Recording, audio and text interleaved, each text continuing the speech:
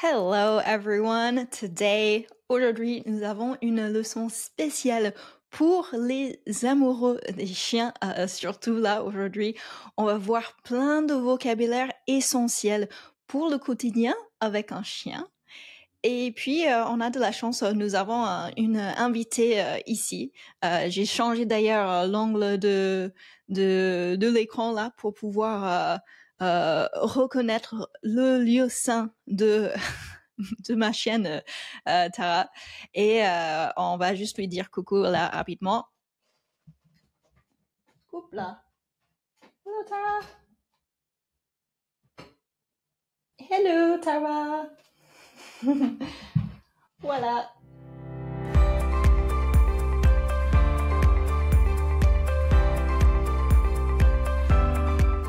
Okay, number one is paws. A paw, c'est la main ou le pied d'un chien. Donc, on va peut-être pouvoir montrer une image par là de paw.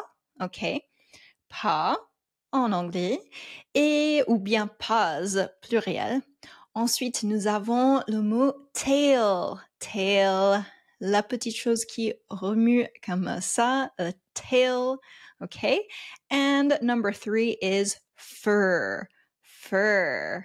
Donc, on dit bien fur si on veut prononcer comme les Américains, avec la prononciation américaine, fur, avec ce vraiment à la fin des mots. Et puis, si on veut prononcer avec la prononciation britannique, ça va plutôt être fur. Quand on a une voyelle suivie par un R, eh bien, ça va presque être comme si le R n'est pas là dans la prononciation anglais britannique. Ensuite, nous avons le mot, on va prendre le mot dog food. Donc, dog food.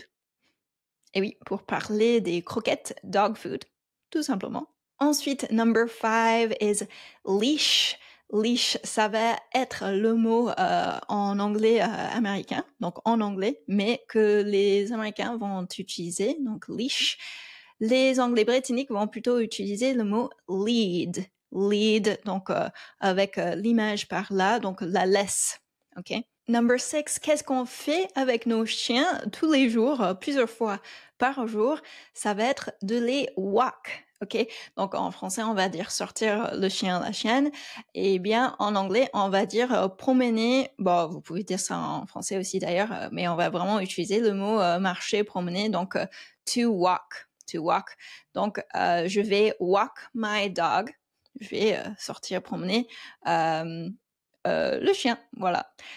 Autre chose qu'on va utiliser très souvent avec ce mot, c'est de l'utiliser en tant que nom. Donc, ça veut dire que là, on va dire plutôt go for a walk. A walk, donc une balade, en gros. Go for a walk. Je vais aller go for a walk. Je vais peut-être même demander à mon chien si il veut bien go for a walk. D'ailleurs, il y a go for a walk, donc aller sortir faire une balade. Et il peut y avoir aussi go for a ride. A ride, ça va être une sortie en voiture. Donc, il y a mon ancien chien, par exemple, qui reconnaissait à chaque fois qu'on disait go for a, parce que soit ça allait être une balade, soit une sortie en voiture, et les deux, c'était bonne nouvelle, quoi. C'était des bonnes, de bonnes choses pour lui. Un autre mot que tu ne connaissais peut-être pas, c'est le mot snout. Snout, cette partie du du chien avec le nez et la bouche. Voilà, the snout.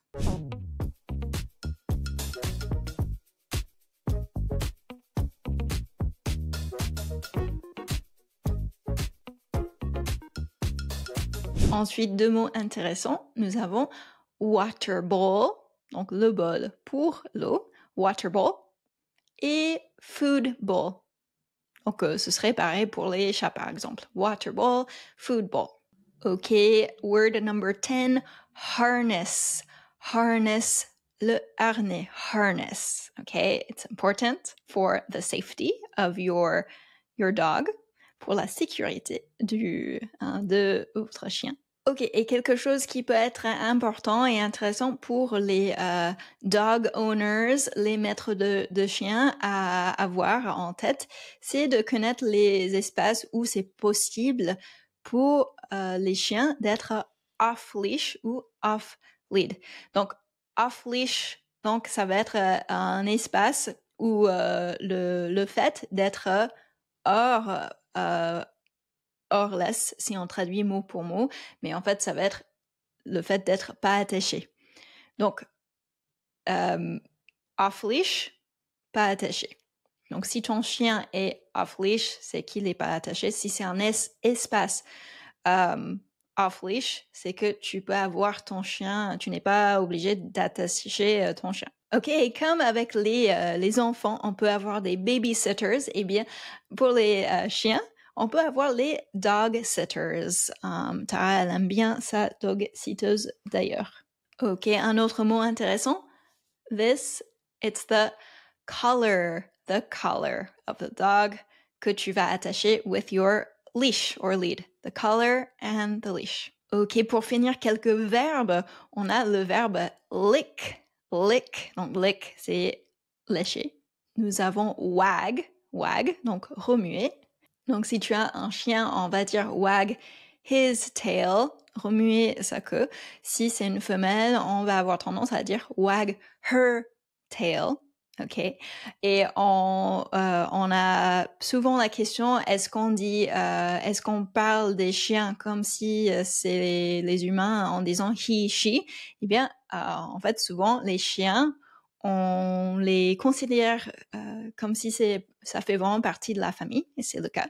Et donc, c'est là où les chiens, même si c'est pas des humains, on va souvent utiliser he et she plutôt que it, en fait, parce que ça donne une importance à l'animal.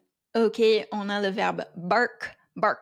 Peut-être que tu peux trouver tout seul, donc ça veut dire aboyer. Whine, oui, ça se prononce comme sans le H, donc comme le vin, mais ça s'écrit comme ça, whine, et ça va être le fait de faire ce son quand les chiens sont tristes. Je vais peut-être pas le faire, ça va déranger Tara. Mais ça va, bon, je vais faire quand même pour être sûr que vous compreniez. Voilà, ce son-là, c'est whine. Ça va.